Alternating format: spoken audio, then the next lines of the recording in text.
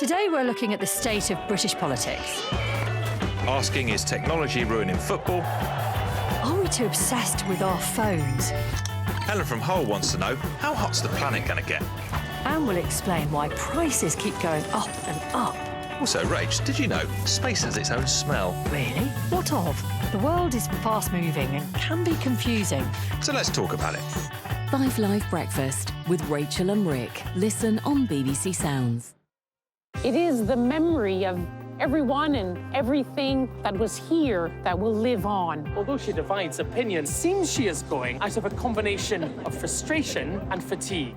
Hidden on this estate is a building which some think could be part of the answer to the housing crisis. While Eurovision is being held in the UK, it's being held for... Yeah, we'll be out, giving it loads. The Eurovision. The BBC News Channel. More than just the headlines.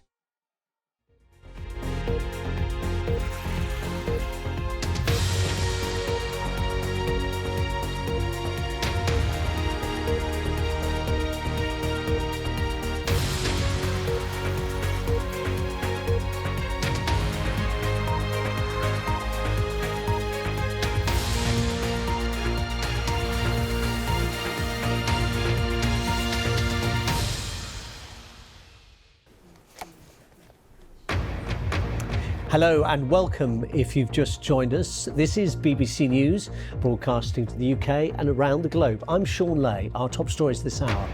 Israel's government is in disarray after Prime Minister Benjamin Netanyahu postpones a speech expected to halt controversial judicial changes. This is the scene live at the moment in Jerusalem, where those protests, which lasted all night, have continued for another day.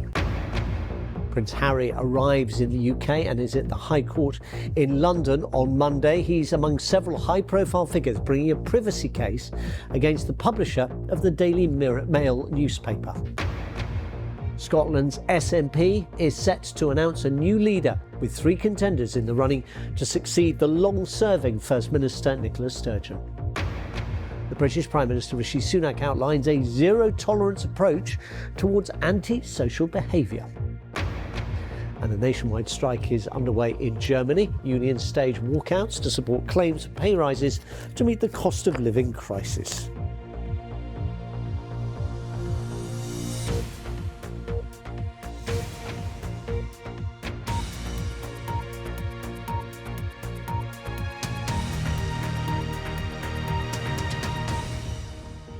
Hello. Well, there is crisis and uncertainty in Israel Monday.